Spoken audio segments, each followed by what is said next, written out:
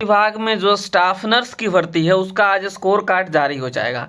तो जो है किस तरीके से स्कोर कार्ड आप चेक कर सकते हैं इसके बारे में हम बात करेंगे। इसके अलावा कितना नंबर आएगा तो आपको क्वालिफाइड माना जाएगा। मान लीजिए आप यूआर कैटेगरी के हैं, ईडब्ल्यूएस के हैं, बिहार से बाहर वाले हैं, जो है आप BC1 हैं, BC2 हैं, जो SC हैं, ST हैं, फीमेल हैं, अदर कैटेगरी, हम सबके बारे में बात करेंगे कि कितना नंबर आएगा तो आपको क्वालिफाई माना जाएगा। और जो नॉर्मलाइजेशन वाली बात है उसके ऊपर भी हम बात करेंगे कि आपका नंबर कभी घट सकता है, बढ़ सकता है। इन सारी बिंदुओं पर हम बात करेंगे इस वीडियो में।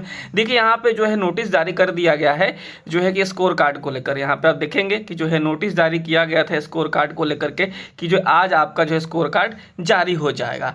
अब आ जाते हैं हम कि किस तरीके से जो है आपका स्कोर कार्ड होगा। देखिए स्कोर कार्ड इसी तरीके से होगा जिसमें आपको यहाँ पे आपका रजिस्ट्रेशन नंबर होगा, roll number, candidate name, father's name, date of birth, ये सारी चीज़ें होगी। और यहाँ पे जो इंपॉर्टेंट बात है उसको आपको समझना होगा कि यहाँ पे देखिए कंप्यूटर बेस्ड जो टेस्ट है, फुल मार्क्स यहाँ पे आपको दे दिए जाएंगे। और फुल मार्क्स के बाद से आपको जो कितना नंबर मिला, यानी आपको जो है कितना नंबर आया आपके एग्जाम्स में, इसको यहाँ पे लिया गया है। अगर मान लीजिए आपका निगेटिव काट करके यहाँ पे 40 नंबर आ रहा है तो यहाँ पे 40 नंबर लिखा जाएगा और फिर उसका नॉर्मलाइजेशन हुआ स्कोर आपको यहाँ पे लिखा हुआ देखने को मिल जाएगा।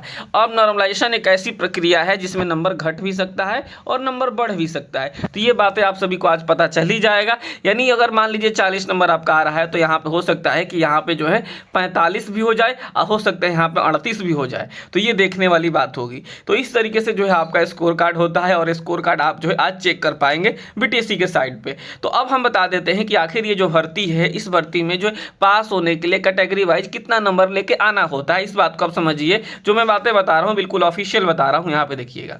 ठीक है, अगर आप मान के चलते हैं कि आप ईवर कैटेगरी कैंडिडेट है, अगर आप मान के चलते हैं, यहाँ पे मैं आपको बता देता हूँ, अगर मान के चलते हैं आप ईवर कैटेगरी कैंडिडेट हैं, ईवर कैटेगरी के, ठीक है, तो आपको कितना नंबर लेके आना होगा। देखिए जो ईवर कैटेगरी हैं और उनका नंबर नॉर्मलाइजेशन के बाद 40 आ रहा है तो वो जो है क्वालिफाइड माने जाएंगे, उनके जो है स्कोर कार्ड पे क्वालिफाइड लिखा रहेगा। अगर कोई ईडब्ल्यूएस का कैंडिडेट है और नॉर्मलाइजेशन के बाद उसका 40 मार्क्स आ रहा है तो उन्हें क्वालिफाइड माना जाएगा। अगर मान लीजिए कोई पिछड़ा वर्ग का कैंडिडेट है, मान लीजिए कोई ओबीसी वाला है, पिछड़ा वर्ग है, तो उनका 36.5 नंबर आ रहा है तो क्वालिफाइड माने जाएंगे। कोई अति पिछड़ा है, ईबीसी है, तो अगर उनका जो है अगर नॉर्मलाइजेशन के बाद अगर 34 नंबर आ रहा है तो क्वालिफाइड माने जाएंगे, 34 नंबर आ रहा है तो क्वालिफाइड माने जाएंगे। अगर कोई एससी कैंडिडेट है, कोई एसटी कैंडिडेट है, अगर उनका नॉर्मलाइजेशन के बाद 32 मार्क्स आ रहा है तो क्वालिफाइड माने जाएंगे। इसके अलावा अगर हम फीमेल की बात करें, फीमेल में वो कोई भी कैटेगरी की हो, चाहे वो जनरल की हो, ईडब्ल्यूएस की हो, ओबीसी की हो, ईबीसी की हो, एससी एसटी किसी की भी हो, अगर उनका 32 मार्क्स आ रहा है तो क्वालिफाइड माने जाएंगी। ये तो हो गया क्वालिफाइड का स्थिति। मान लीजिए कोई बिहार से बाहर के कैंडिडेट है तो उनको 40 मार्क्स लाना होगा तो क्वालिफाइड माने जाएंगे। चाहे बिहार से बाहर वाले अगर जो है चाहे वो फीमेल हो, चाहे वो मेल हो, चाहे किसी भी कैटेगरी के हैं, 40 नंबर आएगा तभी आप क्वालिफाइड माने जाएंगे। अगर मान लीजिए आप निवासी बिहार के हैं और आपने एमपी से, झारखंड से, कहीं से जीएनएम का कोर्स किया है तो उससे ये वाला आप में नहीं लागू होगा, आप में यही लागू होगा, क्योंकि जो आरक्षण मिलता है वो निवास के बेस पे मिलता है, चाहे वो टेम्पोररी निवास हो या परमानेंट निवास हो। तो ये बातें आपको समझनी होगी कि इस तरीके से जो है आपको क्वालिफाइड आज माना जा सकता है और फिर जो है उसके बाद कट ऑफ की प्रक्रिया शुरू होगी इसमें। तो अभी जो है कुल मिलाकर आप समझिए कि आज पहले आप लोग स्कोर कार्ड चेक कर लीजिए और आप लोग जान ही गए कि जो कितना में पासिंग है।